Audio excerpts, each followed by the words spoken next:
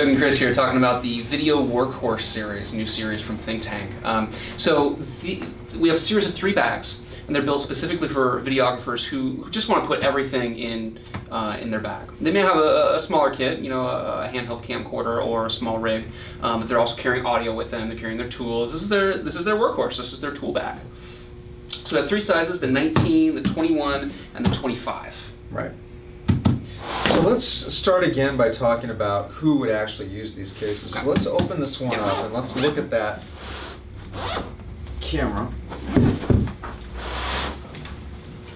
Okay, so let's tip this. Right, so you have a Canon C100 in here with a 70-200 attached. You got 2 other lenses. Then you also have a little bag.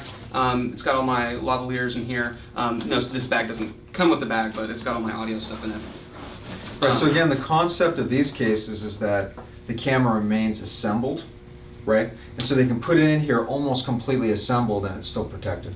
Right, yeah, it's mostly assembled. It's somewhere in between, let's say, our transport cases and our rig roller. It's not a huge rig, but yet it's not completely broken down. But there's a lot of other, additional components. You have your, your shotgun mic with your dead cat on it. You have your audio recorder, some cables, tools, an iPad Mini. So whatever they need to put in, they may have 2 or 3 of these, right? Depending on what sort of shoot they're doing, and it depends on how they like to work. Some people like to break their gear down, right? And so this would be a better kit than, let's say, our rig rollers. So let's talk about one of the key features, which is just the protection. So in the top here we have, it's basically a twin wall ABS material. That's right. And it also has an aluminum stave on the inside. So what that does in combination with the structure we've created on the outside is that it creates a very sturdy top. And to demonstrate that, this is 5 pounds. I'm not a weightlifter. Anyway, so here's 45 pounds on the existing bag. Right, and so that frame and that top completely supports that large amount of weight. I mean, this isn't something that you're going to want to stand on per se, but you can see how protective it is from impact, from bumps, from bruises. Right, especially if people mount on the top, the microphone or the monitor or something like that, then it's really susceptible to the top. Right. And you really need the top protected. Exactly. Okay.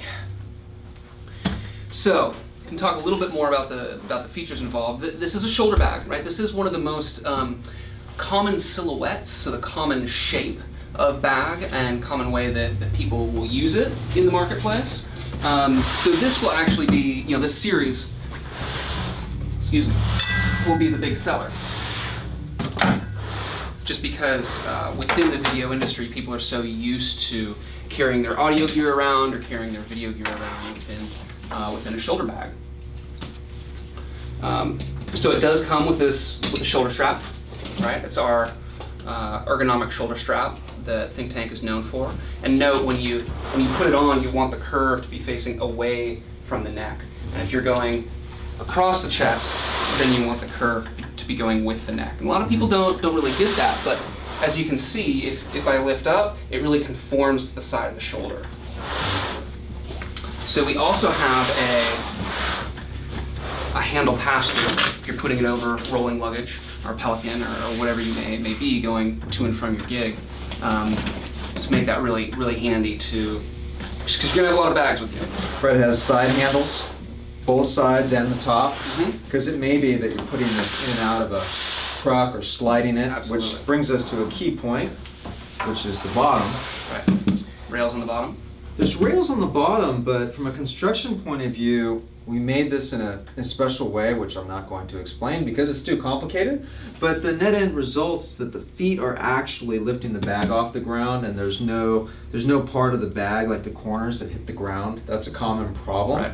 So we solved that in terms of our product engineering. It's a really rigid bottom. It's not like these feet are just going to kind of sink in and the bottom will touch. So rigidity all the way around the bag. Right, so it's very protected. Yeah. So we have the 3 handles on the top. We have one of our traditional top pockets. We've got a front pocket. Pocket in the front for flat things, cables, different accessories. And then if we go back again to the inside, okay, the 2 pockets on the inside. Right. You'll put tools or various cabling, maybe audio accessories. So again, you can really customize this bag to however you like it. We include a couple of these little bolster cushions so you can really support the camera. As you can see, take the tie-down strap off and then pull out the camera. So this is a C100, 7200 attached, and then I have this bolstered under the lens to make sure that there's no tension there, right? You don't want any tension on that mounting bracket. So just kind of taking out everything that we've got in here. Right, so you have one big long divider. You don't have to keep that in there, but it helps to subdivide a little bit. Generally, audio accessories will go here. You put a couple of lenses here, but really, videographer's kit will be very different compared to, let's say, a photographer's kit.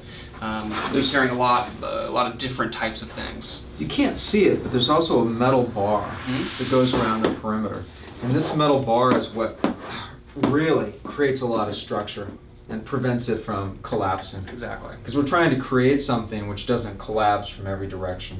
That is the overarching story of our video series, is protection. The build, the construction, and really how bomb-proof these things are. Because really, most of these video rigs are expensive. Right. Very expensive. Right, so you could have $100,000 in this bag, and you want to make sure that that's protected. Yeah. So let's go through the different sizes. This is the medium size. We've got the small one. This So is 19. Right, so we could also put this one in here if we wanted to, right?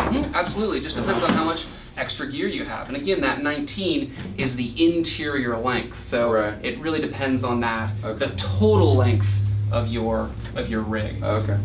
You also want to take into consideration the height of it as well, but it depends on how much extra stuff you want to carry with you. Right. So what's the big one designed for? So this would be for maybe a fully assembled mirrorless rig, or maybe you have 2 C100s. The company that we're working with, the production company, they have like 8 C100s, C300s. So they're, depending on the size of their shoot, they'll bring a lot with them. So here you can see you get plenty of space in there, width and height. But for something like this, as you can see, you can't build it up a whole lot more. You could maybe put on a little top handle or something like that. That's one thing that people tend to not want to detach. So would this be an alternative to the red system? Yeah, I mean, you could even put a red in here, right? Something that would be more like this, maybe with a top handle, if you're just doing a handheld. Or again, it's partially assembled, right? There's benefit to only assembling it partially. Some people don't want all the bits and bobs attached as they're going from point A to point B. Okay. Yeah. Cool. So we have 3 sizes. Right. So these are the video workhorses, the 19, the 21, and the 25. So from Think Tank Photo. Thanks for watching.